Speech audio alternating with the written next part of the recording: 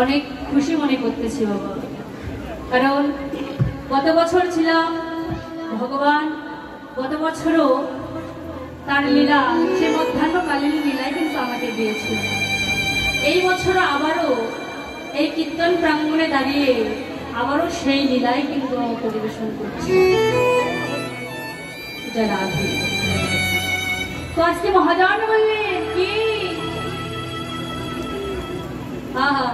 দেখো দেখো আজকে গৌরহরিকে চেয়ে দেখো, পীড়িতির মূরতি, যে পীড়িতির মূরতি দাঁড়িয়ে আছে সেই পীড়িতির মূরতিকে দর্শন করো। তাই বলছি মহাজন কি, মানে পীড়িতির মূরতি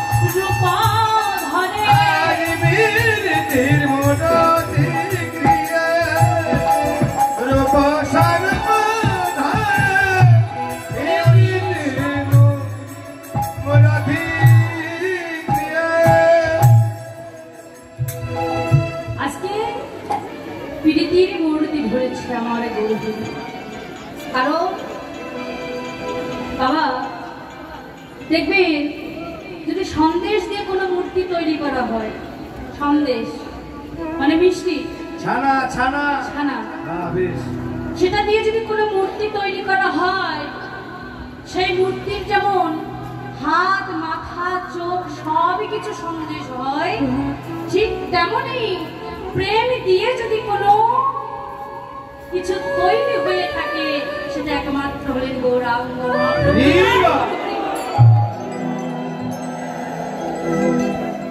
তো আজকে মহাজন বললেন কামিনী কাম কলিত छु মানুষ গতি অছু গজ যদি মন্দ। তাই মহাজন কি বললেন, ওরে কামিনী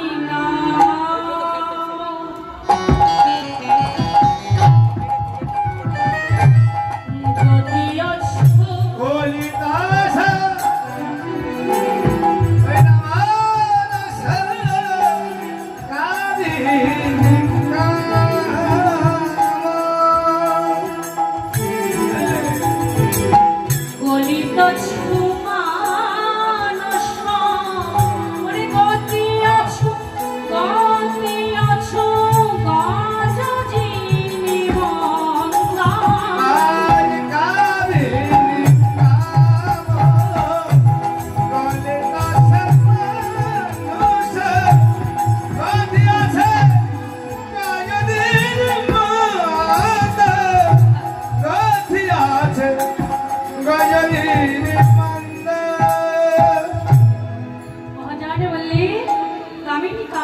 অছু মানস গতি অছু গজজিনী মন্দ।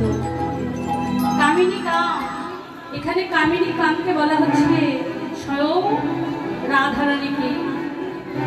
সে রাধারানীকে কি বলছে? মহাজন বললেন কামিনী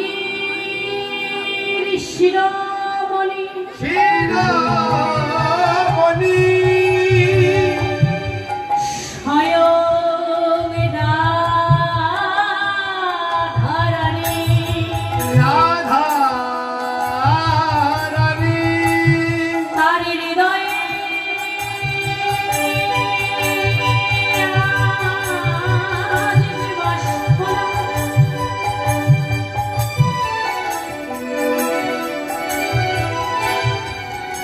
মহাজন বললেন তার হৃদয়ে যে বাসনা, সে বাসনা আজকে একটু জেগে গেছে। হরি যে পূর্বের লীলার কথা ভক্তগণকে বলছে, সেই পূর্বের কথা লীলার বলিতে বলিতে সেই পূর্বের ভাবে ভাবিত হয়ে গিয়েছে গৌরাঙ্গ মহাপ্রভু। আজকে গৌরাঙ্গ মহাপ্রভুর ভাবতে কেমন? তিনি আজকে এই যে গৌরাঙ্গ মহাপ্রভুর ভাবটি হলো রাধারানীর ভাব। আজকে রাধারানীর ভাবে ভাবিত হয়ে গিয়েছে গৌরাঙ্গ মহাপ্রভু। কারণ যখন সেই পূর্বের লীলার কথা ভক্তগণকে বলছিল, লীলার কথা বলিতে বলিতে সর্বঙ্গ তার থরথর করে কাঁপছিল। মুখে কৃষ্ণ নাম উচ্চারিত হচ্ছিল না, মুখে বলছিল কৃ কৃ কৃ। তো আজকে মহাজনে বলছি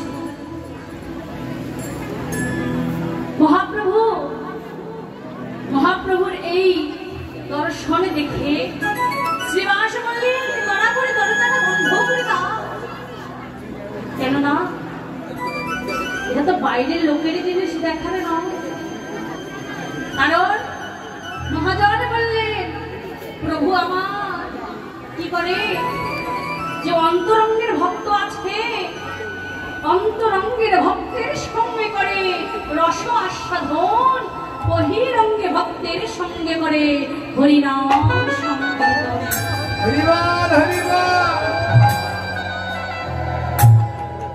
হে কৃষ্ণ। আজকে মহাপ্রভুর জন্য একটি শাড়ি আনা হলো।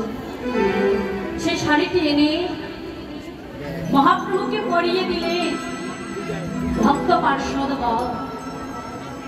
তো মায়েরা, আপনারা এবং আমি যেভাবে শাড়ি পরিধান করেছি, মহাপ্রভু কিন্তু এইভাবে পরেনি। আমরা কোন দিকে আঁচলটা রেখেছি? বাম দিকে। বাম দিকে। কিন্তু আজকে মহাপ্রভু কি করছে মা জানেন? ডান দিকে আঁচলটা রেখে এইভাবে নিজ তনুজারিকে ঢাকছে। কেন? কেন? কারণ তিনি যে গৌরাঙ্গ মহাপ্রভু নারী না পুরুষ? হ্যাঁ, পুরুষ। তিনি পুরুষ নন, তিনি অখিল আত্মা আদি পুরুষ। তিনি আজকে নারী সেজেছেন, এ তো লজ্জার কথা।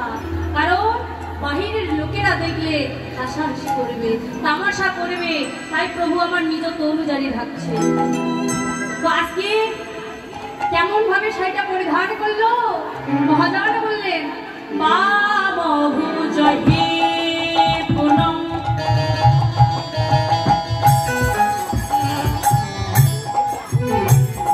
আজ বছরে আবৃত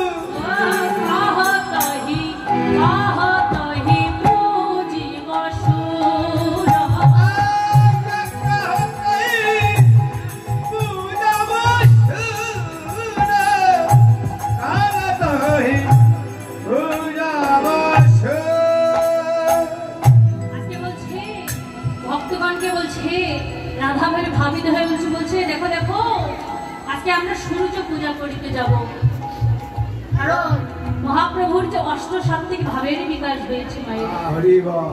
প্রত্যেকটি ভক্তের মনে কিন্তু অষ্টসাত্ত্বিক ভাব আছে। সেই অষ্টসাত্ত্বিক ভাবের মধ্যে একটি কিন্তু হলো কলিযুগের ভজন, সেটি কি?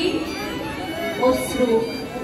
কারণ কলিযুগে ভগবানকে পেতে হলে নয়ন জলে বক্ষকে প্লাবিত করতে হবে। নয়ন জলে যতক্ষণ বক্ষকে প্লাবিত করা হবে না, ততক্ষণে যে মনের ময়লা আবর্জনা আছে সেটা কিন্তু পরিষ্কার হবে। সেটাকে পরিষ্কার করার জন্য একমাত্র নয়ন দিয়ে বাড়ি পরিষ্কার করিতে হবে। কিন্তু বাবা, সবাই কি কৃষ্ণ নামে কাঁদে? সবাই কি গৌর গোবিন্দের নামে কাঁদে? কেন কাঁদে না মা? কেন কাঁদে না জানে? কারণ আমরা চিন্তা করি না যে একদিন আমাদের চলে যেতে হবে। কিন্তু এখানে বললেন, যদি কোনো ব্যক্তির মনে বা হৃদয়ে ব্যথা থাকে, বেদনা থাকে, কষ্ট থাকে, দুঃখ থাকে, সেই ব্যক্তি কীর্তন অঙ্গনে বসে ভক্ত সঙ্গ করিতে করিতে নয়ন জল ছেড়ে দিয়ে হাগৌর হাগৌর করে কাঁদে।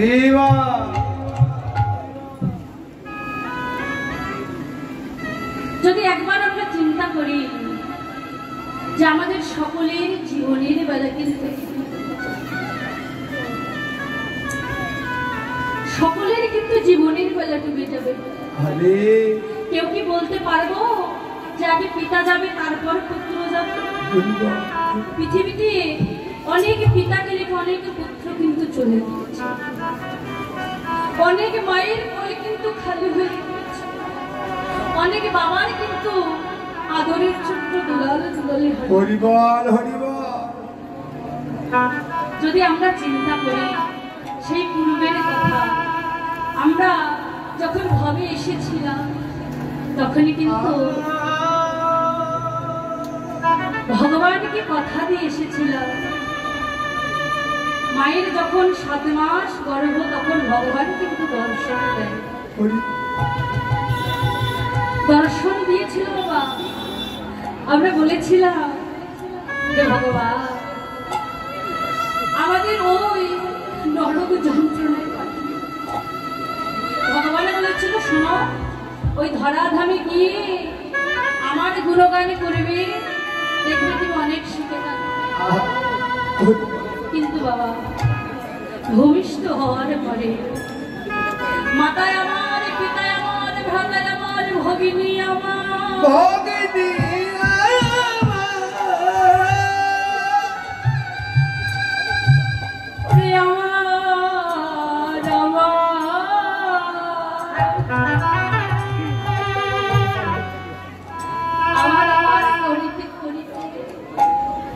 ভুলে গেছি সেই পূর্বের কথা। ভগবানকে বলে এসেছিলাম, ভগবান আমরা ধরায় গিয়ে তোমার নাম করব, ভক্ত সঙ্গ করব, তোমার গুণগান শ্রবণ করব। কিন্তু বাবা, একেবারে ভেবে দেখো নিজের জায়গা থেকে আমরা নিজেরা কত অপরাধ করেছি। সেদিনই কিন্তু স্মরণ হবে বাবা। কোন দিন জানে? একজন মহাজন বললেন কি, ও তোর সোনা রঙ্গ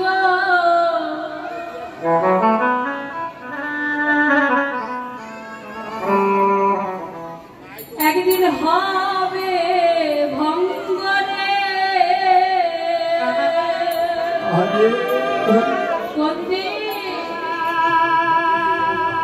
ও তুই যেদিন পুরে হবি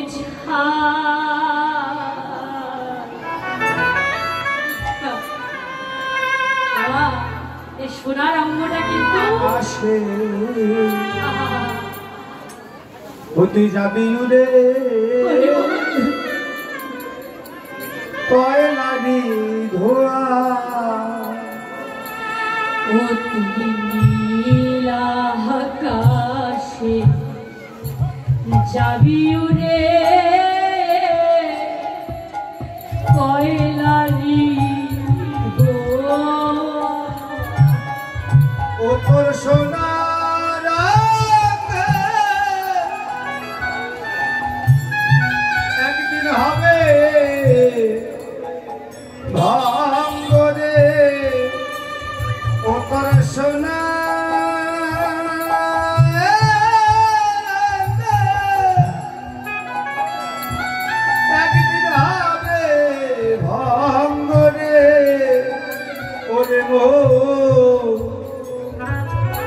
তুই যেদিন পুরে হবি নীল আকাশে যাবি উড়ে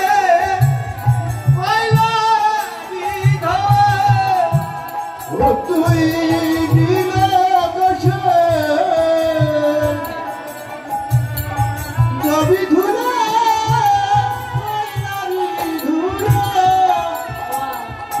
এই যে সোনার অঙ্গটা আছে না, এই অঙ্গকে নিয়ে আমাদের কত অহংকার, কত এই দেহটাকে কত সুন্দর ভাবে সাজাচ্ছি, কিন্তু যেদিন আমাদের যেদিন আরো মদন দিয়ে কথা বলে হবে না, সেদিন আমাকে সাজাবে শুধুমাত্র একটা মাত্র সাদা বস্ত্র দিয়ে আর সর্ব অঙ্গে তিলক পরিধান করে দিয়ে হরে কৃষ্ণ মহামন্ত্র মহাজনে বলছি কি জানো, এই দেহটা তো যাবে চলে, দেহ তো যাবে না, আত্মা চলে যাবে, শূন্য খাঁচাটা পড়ে থাকবে, সেদিন সবাই মিলে নিয়ে যাবে, বলবে বলো হরি বলো হরি বলো হরি। সেদিন জ্বালবে আগুন তোমার খুঁজে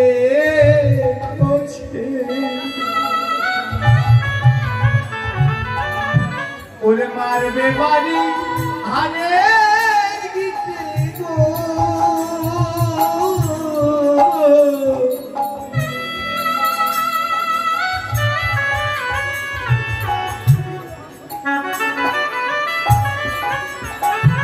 সেদিন তোমায় জ্বালবে আগুন ওনা খুঁজে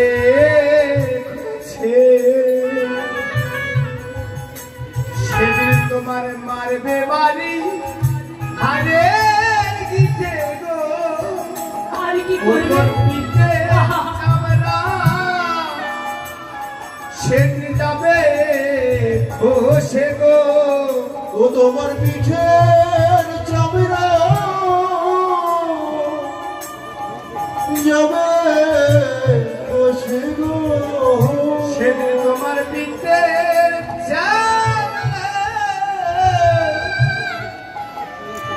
সেদিন যাবে খসে গো তোমার পিঠের চামড়া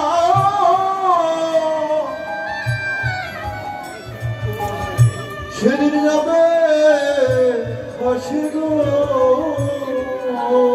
ওরে মো সেই দিন নায়কা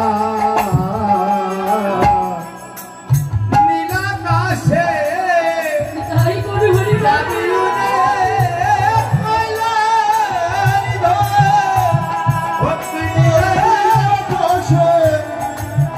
ভুলে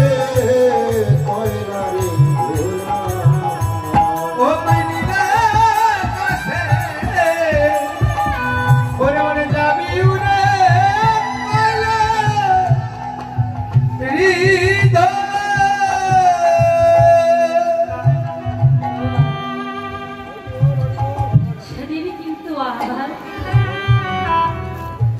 চাইলেও কিছু হবে না, যারা নিয়ে যাবে না তারাও কিন্তু 2 দিন পরে ভুলে যাবে, তারাও ভুলে যাবে যে আমাদের একজনে কেউ ছিল, কারণ আমাদের প্রত্যেকের একটি করে নাম আছে, যখন আমরা বেঁচে থাকি কত মধুর সুরে নাম রয়েছে, কিন্তু যখন আমরা মরে যাই তার নাম হয় মরা, লাশ, ডেড বডি। কিন্তু ভাইরা ধরুন বাবা, এখানে আমার সকলেই আছে, আমি হয়তো এখানে চলে যেতেও পারি, কারণ কার কখন জীবনের বেলা আমরা কিন্তু কেউ জানি না। জীবন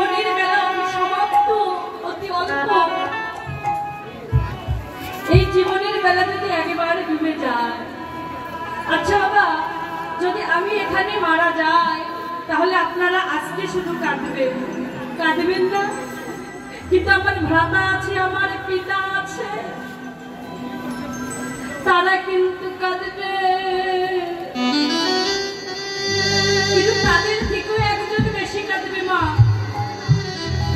যে হলো আমার জননী।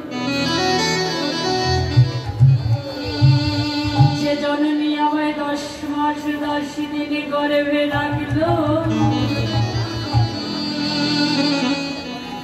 সেই জননী যদি শুনিতে পায় আমি আর নাই, সেই জননী কি করবে জানো বাবা? ধুলাই লুটিয়া পড়বে। পাড়ার প্রতিবেশী দিদিদের বলবে, ওগো দিদি,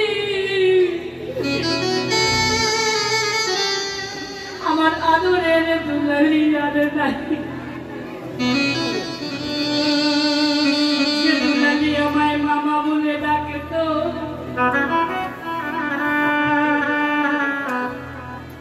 সেই দুলালি আর নাই। যখন আমার লাশটা নিয়ে যাবে বাড়িতে, যখন আমায় তুলসী তলায় শুয়ে দেবে, তখন আবার আমার কি করবে জানো? আমাকে জড়িয়ে ধরে কাঁদবে আর বলবে, দুলালি রে,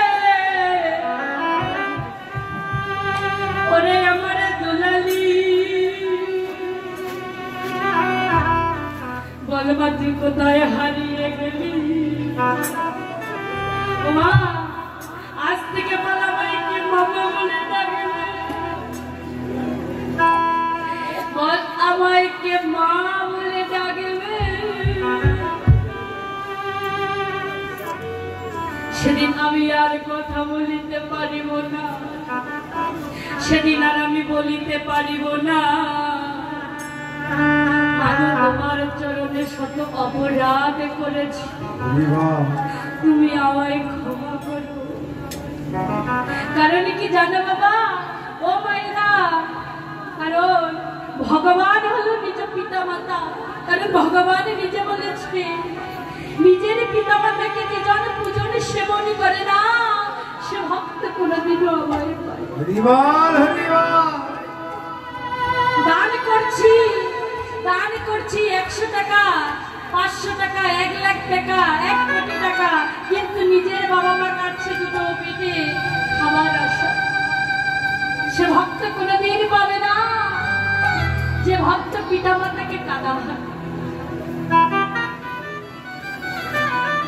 কেন? কারণ জীবন্ত বাবা মাকে রেখে সেই মাটির দেবতাকে পুজো করে লাভ হবে না। যখন বাবা মা বেঁচে থাকবে, দেখুন বাবা, কত দাদা ভাই, কত বাবারা কিন্তু নিশ্চয়ই তাদের ভিতরে কোনো ব্যথা, কোনো বেদনা আছে, কোনো তাপ আছে। যদি ভেতরে কোনো ব্যথা না থাকে, কোনোদিন সে ভক্ত কৃষ্ণ যাবে কোথায়? কারণ সে মাসে বসে সে চিন্তা করে, ভগবান আমি তো অনেক অপরাধ করেছি, তোমাকে কিভাবে পাইব? তখন ভগবান বলছে, হে ভক্তগণ, যদি আমাকে পেতে চাও তাহলে কি করো? তোমরা ধরো ধরো বৈষ্ণবে,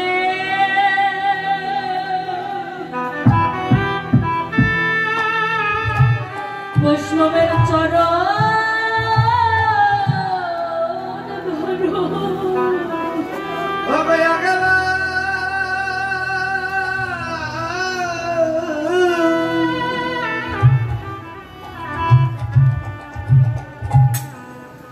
একবার তোমরা ধরো বৈষ্ণবে,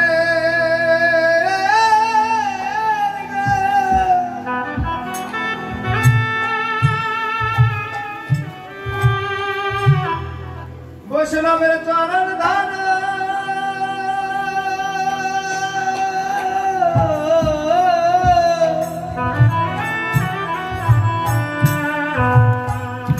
তোমরা ধরো বৈষ্ণবে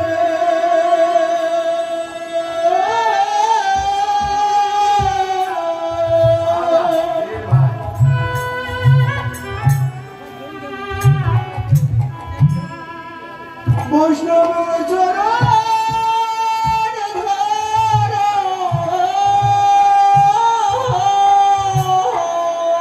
তোমাদের হল কৃপা কৃপা হতে পারে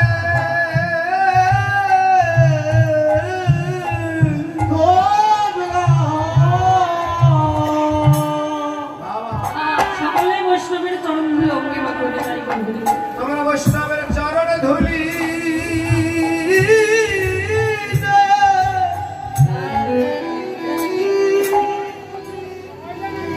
ওই ধুলি অঙ্গে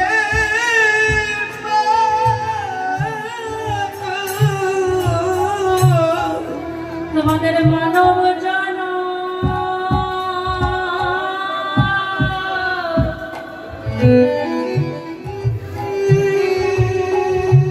ধন্য হবে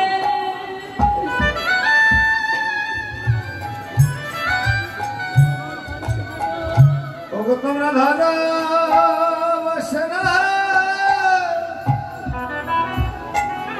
বৈষ্ণবের চরণ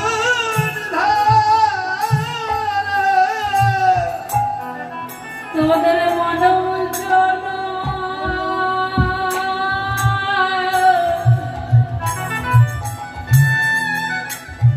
ধন্য হবে তোরা ধরো ধরো বৈষ্ণবে হরিবল হরিবল চরণ ধার